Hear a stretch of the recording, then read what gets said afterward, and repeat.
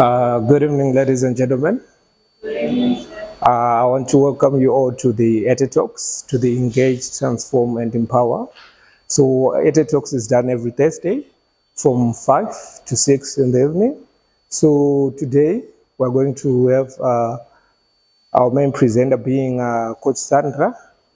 Then, firstly, we're going to have our forerunner, who is Coach Amon Mayoyo. So, can you put a round of applause as Coach Amon comes to the front?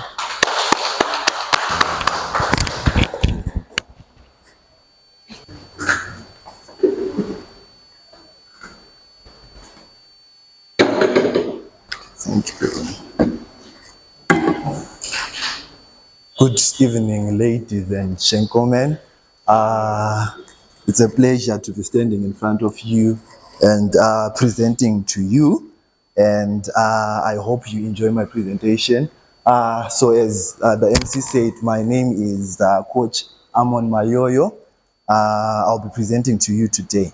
So today the topic that I'll be presenting on, I hope I'm not too small for my shoes because it's quite a huge topic, and I would love to delve deeper into it and try to make us understand some of the things that I have read through and experienced in life, right? So my topic for today will be rethinking salaries. So I'll be talking about salaries, and I hope there are no entrepreneurs or CEOs in here who will be chasing me away because I'll be basically talking about employees and salaries, right? So a background on this, how I developed an interest into salaries, right? I'm 23, turning 24 this year. So my dad, who is the sole provider of our family, was employed ever since I was born. Right, he was a driver salesman. Then, so fast forward to 2016, he was fired from work.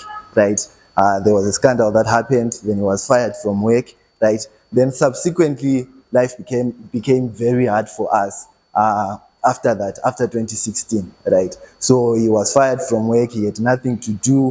2016, I was in Form 4. I wanted to go to school. My sister was in university. She wanted to go to school. I had two other siblings who wanted to go to school. So life became very hard for us, right? We were struggling to put food on the table, was struggling to send us to school, was struggling to pay our school fees, right? So from there on, right, he then eventually started something of his own. He eventually started his own thing, right, which was an income for the family, right, that basically provided for us. And looking back to it, it was like the life that we were living before he was fired, right, then the life we were living after he was fired, then after he became an entrepreneur and started his own thing. They are like two different lives, right? Then he was depending on his salary. Then after that, he wasn't depending on his salary, making his own money, and life became easy for us. So that's when I began thinking about salaries,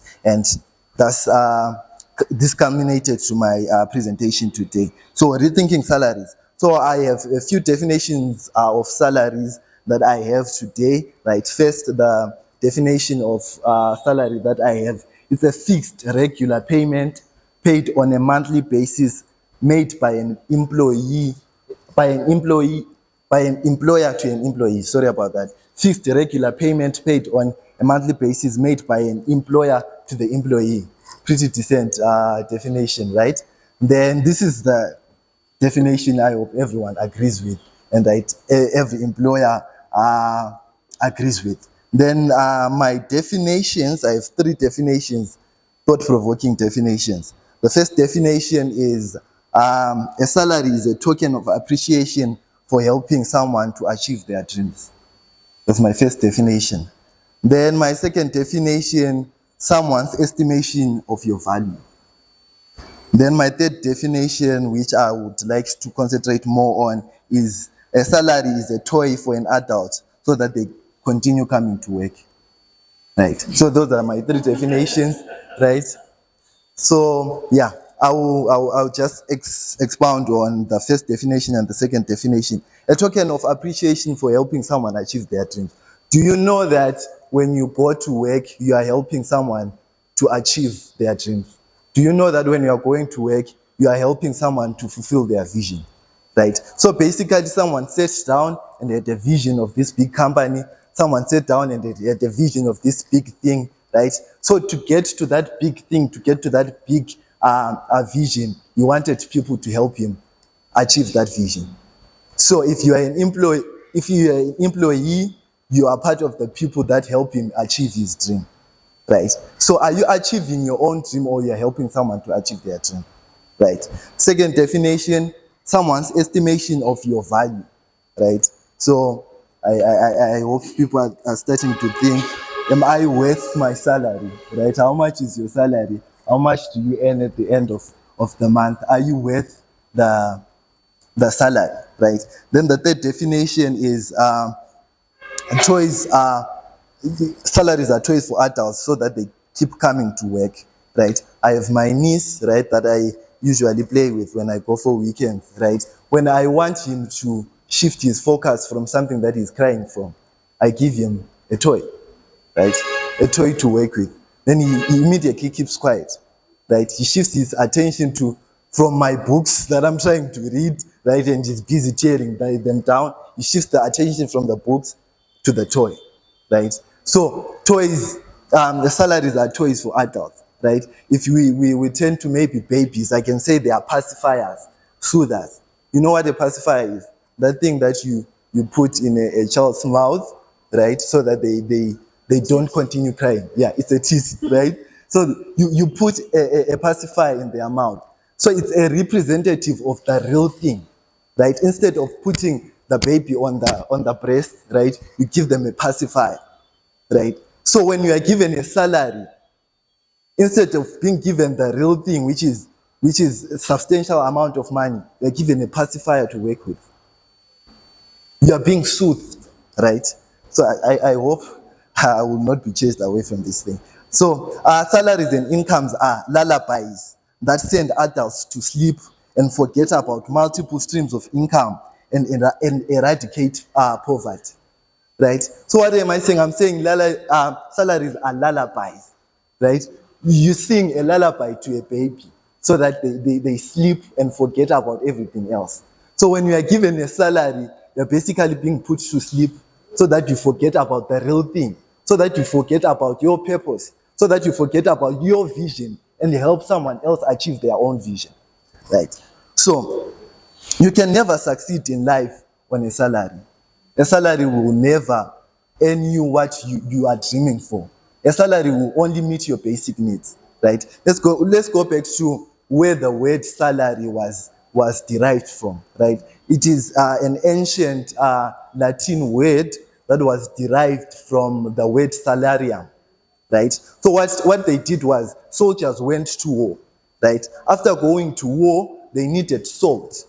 They needed salt as a basic commodity in their life, right? Salt was expensive during their time, right? So they were given a salary to buy salt.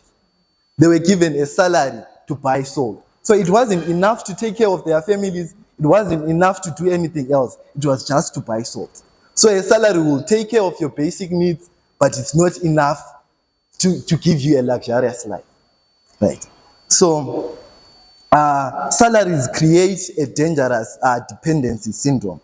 I think most of us are mature enough. We have been into relationships, right? We've had maybe we heard of some people who are said to have dependency syndromes, right? When someone has a dependency syndrome, for everything they depend on you. For whatever they do, they will call you, I want this. They want to go to town, they will call you, I want 50 cents to go to town, right? So when you are an employee, when you have a salary, that's what you basically do, right? You don't feel like going to work, but you will go to work because you want something. You are dependent on the employee, on the employer, right? So that's what salaries will do to us, right? And most of us, maybe some people, maybe the elite in our country, right? How they are fooled by salaries. They get what we call incentives, right? They get what I call sugar-coated salaries, right? What are sugar-coated salaries? Those are salaries that come with benefits, You go to work and they're like, we'll pay for your children's school fees. You go to work and they're like, we'll give you a car. You go to work and they're like, we'll give you a house. You don't need to pay rent. You go to work, they're like, we'll cover for your medical bills, right? They don't realize, or we don't realize, that those are only valid as long as we are working. As soon as our work stops, as soon as we are fired from work, that ceases to exist. So those are what I call sugar-coated salaries. They will only benefit you as long as you are benefiting the company. And I've heard of many testimonials, right, where someone was a hero, and as soon as their work stopped, they became zero, because they were dependent on a salary. They didn't have an entrepreneurial mindset to start their own thing. They were busy funding someone else's vision. Then, do you know that if you are an employee, do you know what group of what subtopic you fall under when it comes to a balance sheet? I think some of us know about a balance sheet. We did accounting, right? Do you know what subtopic you fall under when you're an employee? Expenses. And what a CEO or the owner of a company wants to do is to eradicate expenses. And so when they are thinking, when they are sitting for a board meeting, they are thinking, we want to have more profits. We want to make more profits. And if we want to make more profits, let's eradicate expenses. And if you are an employee, you are an expense. So if you are dependent on the salary, they may wake up one day and they say, let's eradicate expenses. And the first person that comes to mind is you. And you are so much dependent on them.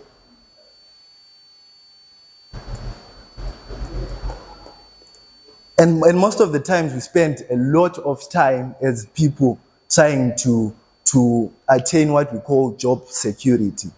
There's nothing there's no such thing such as job security, right? If you can be hired, guess what? You can be fired. There's nothing called job security. You are dispensable, right? You work from 8 to 5 trying to secure your job. And as soon as your boss thinks that I want to eradicate expenses, they can fire you. As soon as your boss has someone else, a relative, nepotism, wants to work, they will fire you. There's nothing such as job security. If you can be hired, you can be fired. And the other thing that I want to talk about is inheritance, right? You can never attain inheritance. You can never leave an inheritance of a salary. I think maybe some of us maybe go to church. We have heard about the Bible verse that says you must leave inheritance to the third generation. You can never leave inheritance even to the first generation depending on a salary. A salary will never create a wealth for you. Salaries do not operate through inheritance. You do not pass salary to the next generation. Your salary will end with you. Maybe some of us are thinking, in a pension, there's some amount of money that they remove from my salary so that they contribute to my pension. Guess what? That will only sustain you for the few years that you have left with. It will not leave an inheritance to the next generation. So we want to build an inheritance for our children, right? Someone once said, don't build an inheritance, make sure you leave a heritage. You can never leave a heritage based on a salary. Thank you. Then the last point that I will have, right? Basically, what am I saying is that stop living on a salary, right? Make sure that you have an employment, an entrepreneurship mindset. Plan for your life without a salary. Plan for your life without employment. Have an entrepreneurial mindset. Salaries are status quo. You can never grow while it's trying to maintain status quo. Salaries are status quo. You can never grow while it's trying to maintain status quo. Then create multiple streams of income. Do you know an ocean feeds off from different rivers? It is the largest body of water that we have. Why? Because it feeds off different kinds of rivers and seas.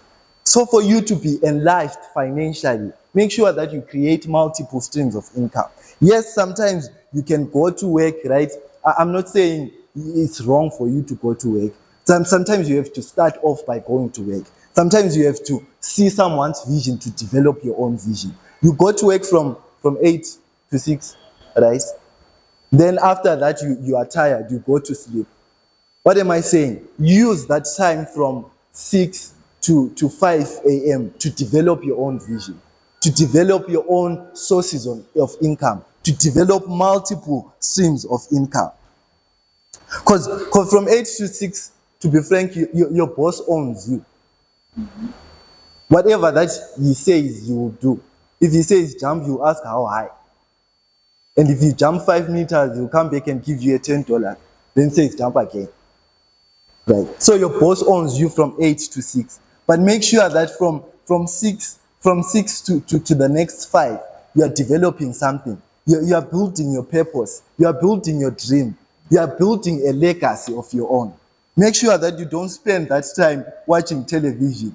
Make sure that you don't spend that time doing something else that is insignificant. Degree is not equivalent to success. I think maybe most of us I go to school, right? A degree is not equivalent to success. We go to school, we go to attain degrees so that we can be employed.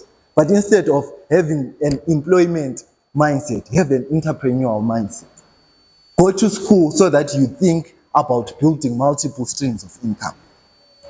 Work hard so that you are not on a payroll, but you have people on your payroll.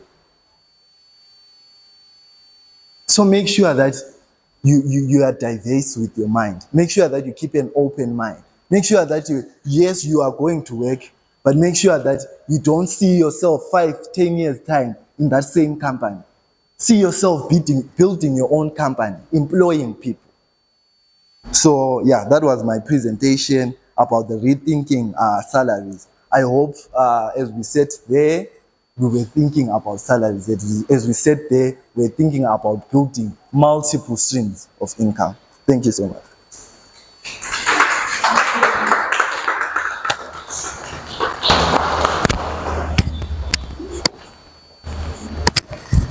Thank you so much, Coach, for the life-changing presentation. We all heard that salaries are toys for adults. And honestly, in this VUCA environment, we cannot rely and live on our salaries. So allow me to introduce our main presenter. So our main presenter is Coach Sandra. Coach Sandra is a pastor. She's a certified and licensed life coach. She's also a lecturer. She's an academic writer and researcher, basically focusing on construction management. And also she's an environmental social scientist. So I shall leave this time to Coach Sandra. Thank you so much. Can you give a round of applause?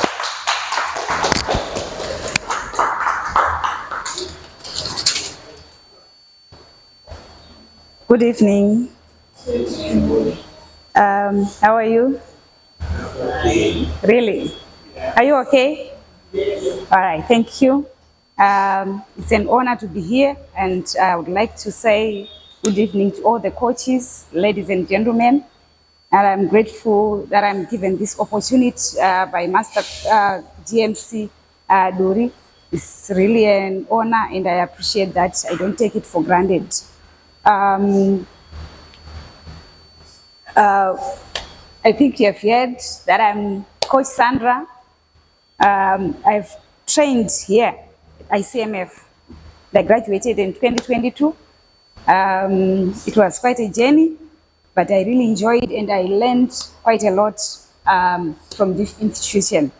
There is an exercise that I want us to engage on before we start. So, I would like every one of us to stand up.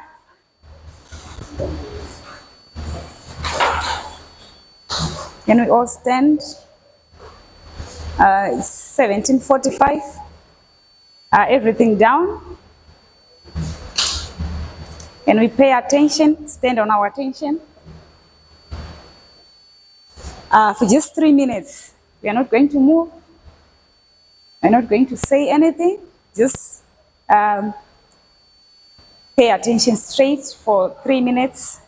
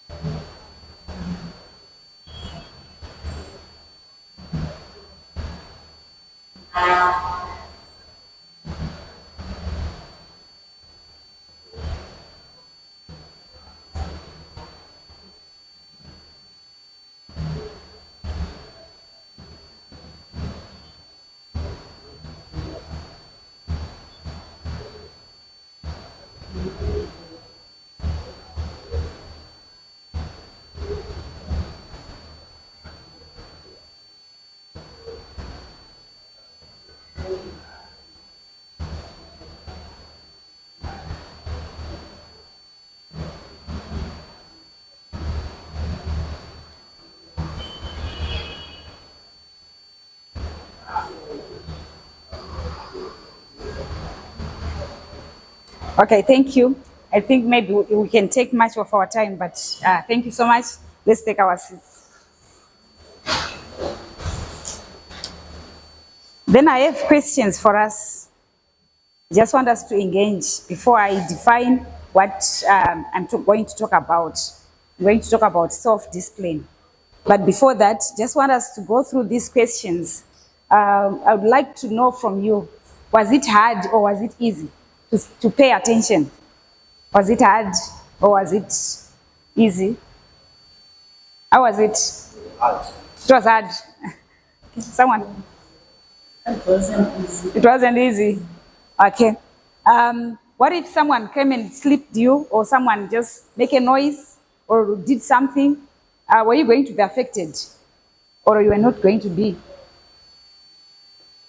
Yeah, I would be affected by any from like All right.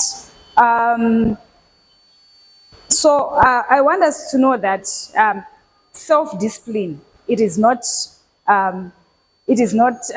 punishment.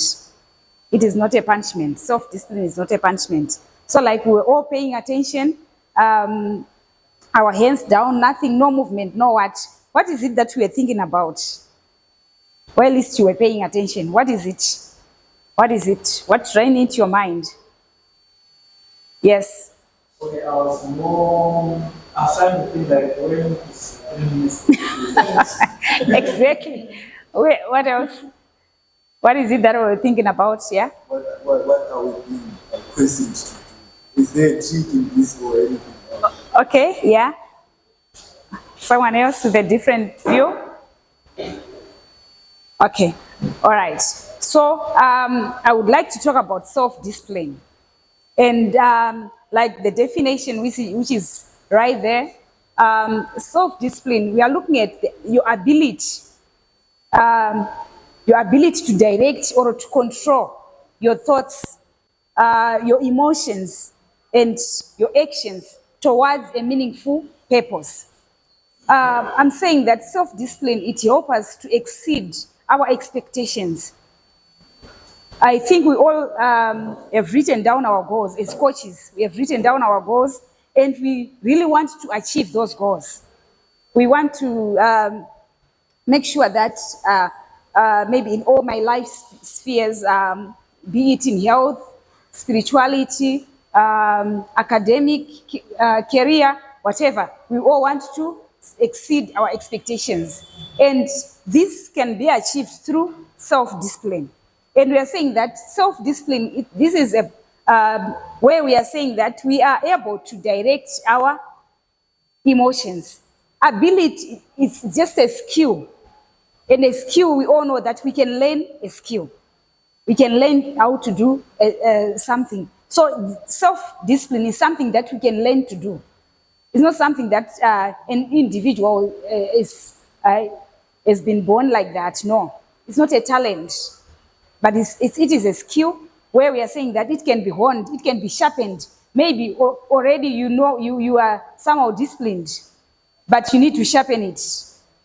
And so we are saying that it is the ability to direct what we are going to think. What is it that I'm going to think about?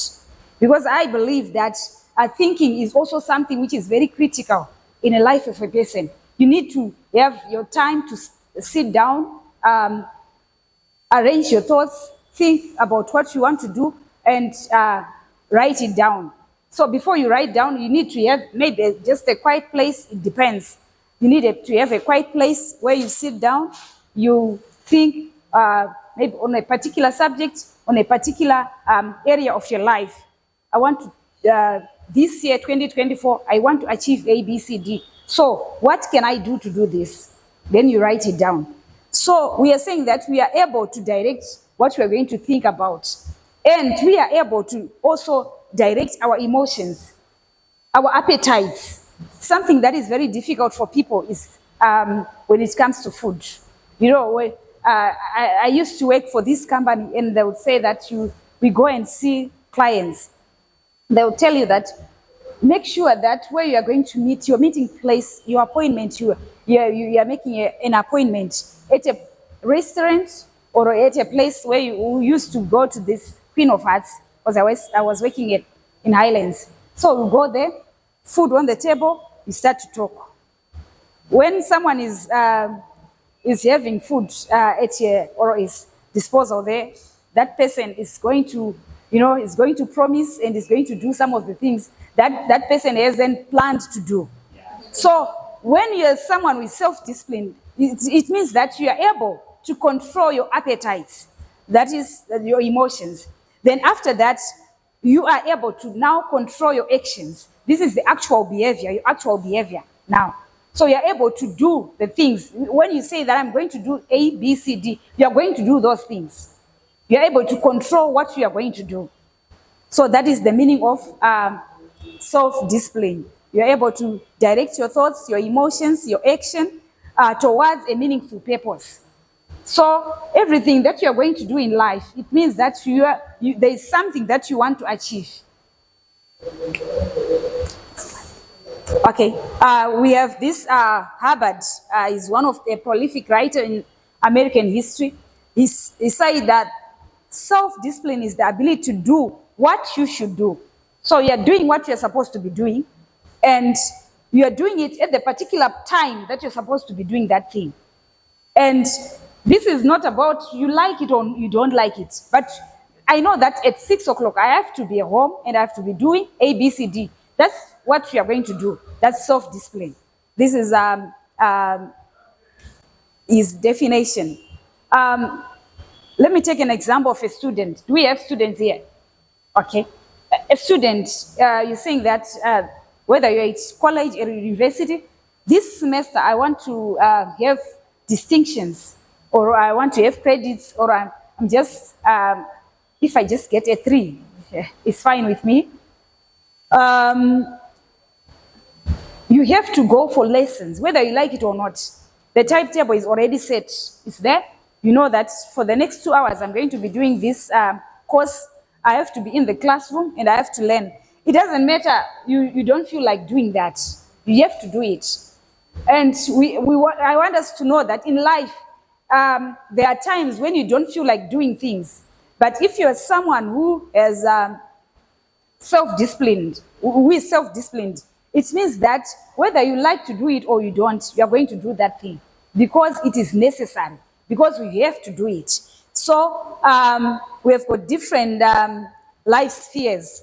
I think we have done Wheel of Life, if we have coaches here, where we are saying that spirituality, whatever, whether you're a Christian, a Hindu, and a Muslim, whatever. When we're talking of spirituality, we are saying that in this case, as for me, I'm a pastor and I'm a Christian, I would say that I'm going to have my quiet time in the morning. I'm going to read my Bible. I'm going to have my prayers. So I have to do it whether I like it or not. Whether maybe I wake up and I feel like I can't do this, but I have to do it.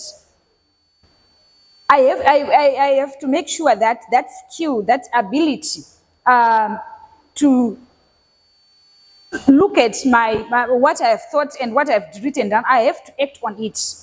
I've written down that this year I want to raise my level of praying.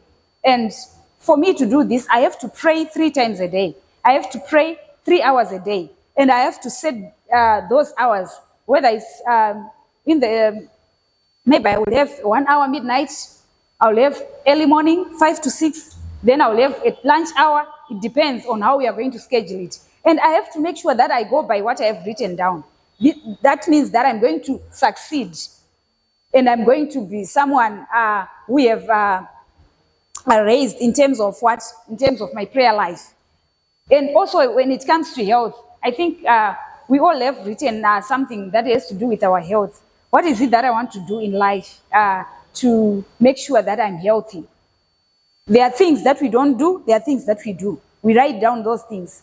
For example, myself, I know that I'm not diabetic and I don't have that body.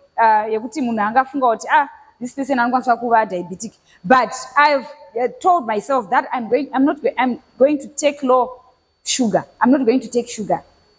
And people around my spheres, they know. When I visit them, when we go somewhere, they know that Sandra doesn't take much sugar. So you can discipline yourself. You can have that skill. You can sharpen that, and it all goes even to the finances. How we are going to use your finances. How we are going to excel in your career, in your education, in your relationships. Because I think we know that we have to work for our relationships. We need to work our social life, our family. You have to be intentional about some of these things. I have my 2 boys. My husband is late. I have my 2 boys. And they know that every Tuesday we have time with mom. I have time with them. And whether they like it or not, whether I feel like I have to do it, I have to do it. Whether I feel like this is this necessary? Is this? But I have to do it because I've said that and I'm intentional about that. Then what is this? What is it that we can do for us to make sure that we are self-disciplined and for us to excel or for us to succeed in whatever that we are going to do? Self-discipline is not just about schoolwork, but it's about every aspect or every area of our lives. So we can visualize the success. Where we are visualizing, we write down our goals and everything, and we can start doing it. We have written down, we start acting on what we have written down. We work towards the goal, staying on track, and also, as we were standing here, there can be distractions that can distract you. So you need to bounce back. Like myself, I was at a funeral. I wasn't prepared. It wasn't on my schedule that today, Thursday, I'm going to bury my auntie. But I had to go there. And my Thursday schedule has been disturbed. And I had to go there. So you need to bounce back. You need to know that I've missed A, B, or C things. Then you go back there and you do what you have missed. So self-discipline will help us to improve the quality of life. Why? Because we are going to be enjoying whatever that we are going to do. This will also help us, if we have families, to raise great kids. It also helps us to build relationships. Because I know, and I'm doing it intentionally, that I have time for my friends. Like myself, every Tuesday morning, I wake up, I go through the charts. I know that I've talked to A, B, C, D, and I have to talk to A, B, C, D. In my journal book, I will write work. There are 1, 2, 3 people that I'm going to talk to this week. School, and as a pastor, I have the sheep that I have to talk to. I have some counseling sessions. So these things, you have to do them intentionally. You have to to be someone who's so much disciplined. When you have got so many things to do, you have to be disciplined. Otherwise, the other part of your life is going to lack, and the other one is going to excel. And we, as coaches, we say that we need to be balanced. So for us to have everything balanced, we need to go through self-discipline. For you to generate true peace. You know, when your things are just aligned up, and when you have everything written down, and when you are acting upon it, you are at peace. Worries will not visit you, anxiety, all that. So you generate the peace of mind to yourself. And when you are self-disciplined, if you tell yourself that I'm going to wake up every day and do some exercises, you're going to do that every day. You're going to act upon it because you have directed your actions towards that, and you're going to accomplish it. This will also help you to fortify and protect your health. Like, people would cry, if I had known, like this, my aunt Atariganas, she said when I visited, she was in South Africa, when I visited her, she said, "Aunt, you know what, I used to take a lot of these Coke, Fanta, fizz drink, but those ones, they affected her so much, and their health deteriorated." She would say, if I knew, you know, in South Africa, they are cheap. You can just get them anytime, and she would take 2 liters on her own. Every day she may have maybe 4 liters of that. Imagine. So she was just regretting. So when you are self-disciplined, it means that you are going to fortify, you are going to protect yourself from some of the hazards that may be coming on your way. So maybe for us, if we are self-disciplined, it means we have mastered ourselves. We are able to lead ourselves, because you cannot lead someone else before you lead yourself. You have, first of all, to lead yourself.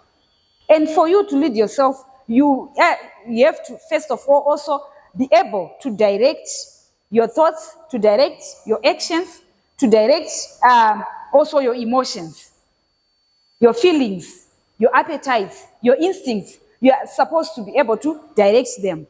And that will also help you to master, to self-master everything and anything that you are going to do. So when you do that, you will see that the results will speak for themselves.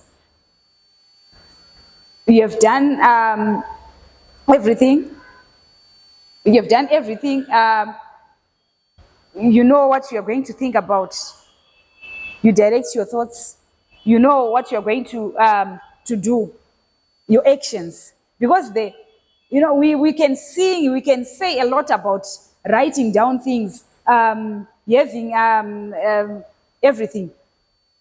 We need to take action, and one thing that can help us to do that is that we can have someone who is helping us, like maybe Kumasoja, what they say a wingman.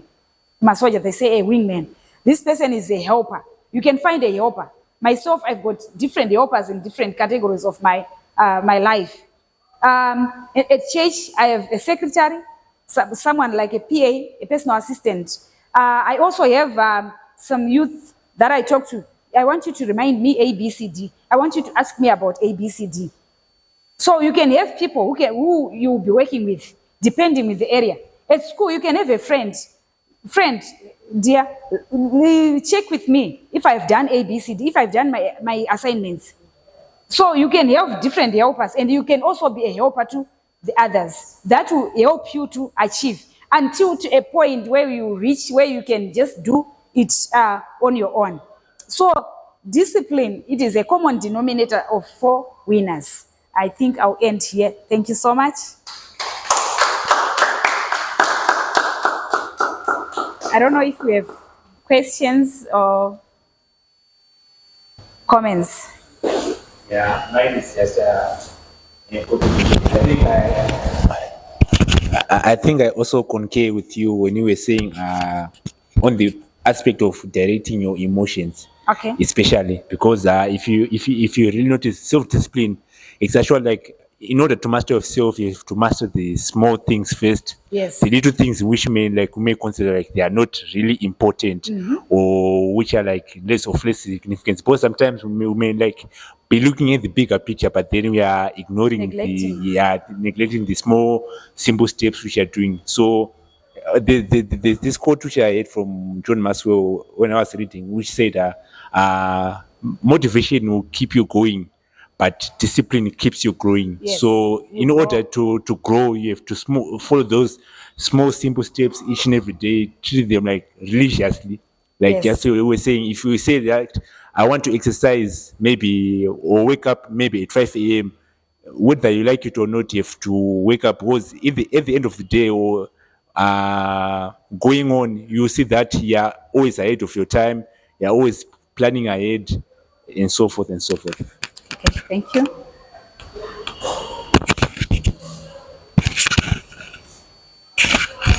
Okay, thank you so much for the good presentation. Mine is a question, actually. Okay.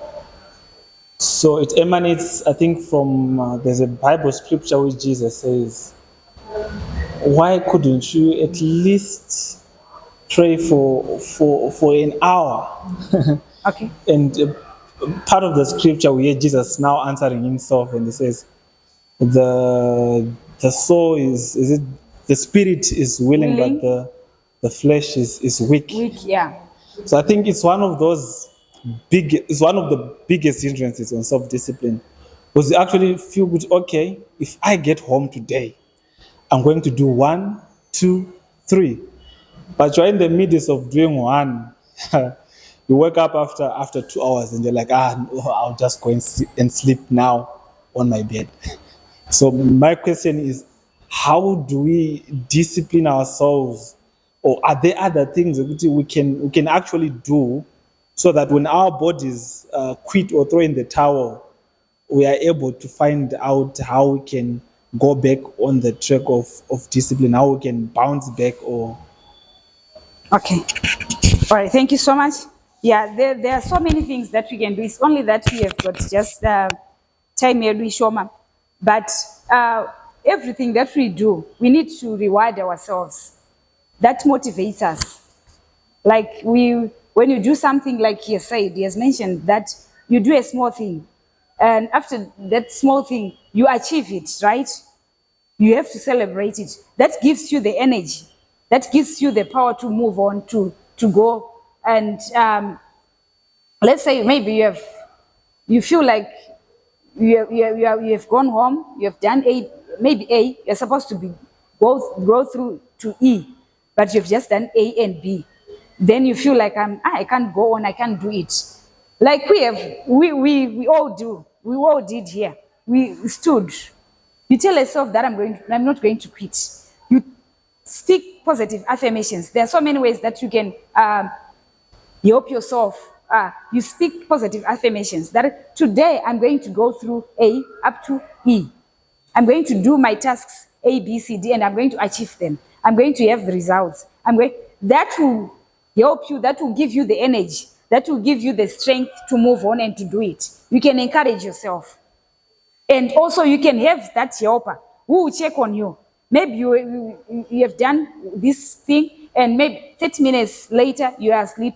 The person can just call you. You told me that when you get home, are you done? Oh, no, I'm not. Then you are up. It's not that it's going to be easy. Like we all see here.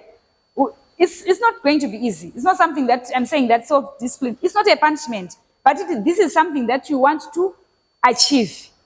But for us to achieve that, we need to be disciplined. We need to control. You are not going to be controlled by sleep, but you are going to control yourself. Wakutokwanisa kuzvikontrola iwewe. Unoramba kukontrolewa nehope dzako.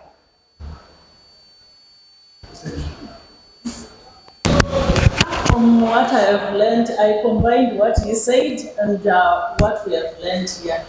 I was just thinking, it's more like when you are doing your own thing, that's when we feel as if it's so difficult to have self-discipline. Why? Because, like he said, you need to like just to reward yourself when you do something. You need to do that for yourself. Why? We keep on going to work. Why? Because You are motivated by we the are salary. being motivated by the salaries or even incentives. Yes. And when maybe last month or last year, people, they were given something from work because of what they did. Excelled. And then the following year, I push myself harder because I want to get something from my employer. Yes. But when you are doing things for yourself, it's very, very difficult. So today I've learned a lot. I have to have self-discipline so that I can be able to do things for myself, not just being given something by somebody. You have to reward yourself when you do something. Thank you. Yes, ma'am. Okay, I have two comments. The first one, I think it has to do with what you asked. The example he gave of when the disciples then slept. From what you were saying, it seems as if when a goal is yours, you are more likely to put more effort into it Yes. than if it is coming from Someone someone else's vision. Just like maybe even the money issue, it's someone else's. But I think if it is also yours, you have self motivation.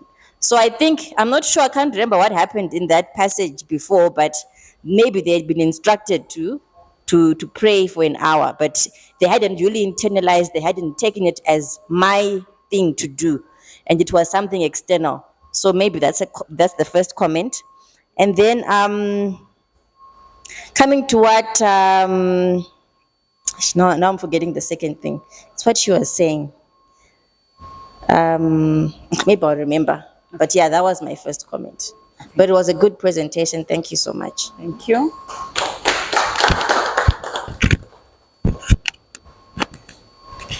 Okay.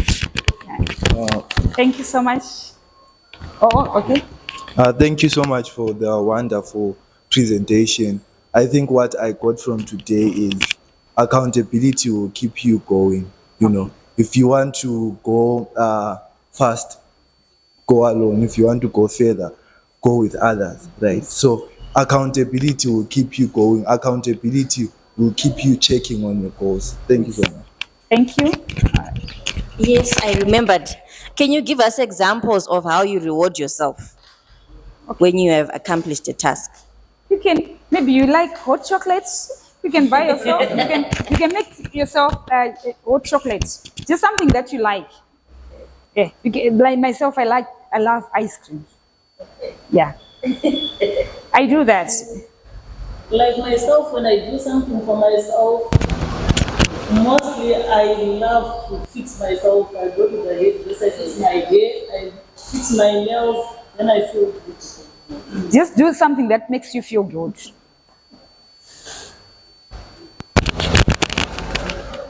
Thank you so much, Coach Tom.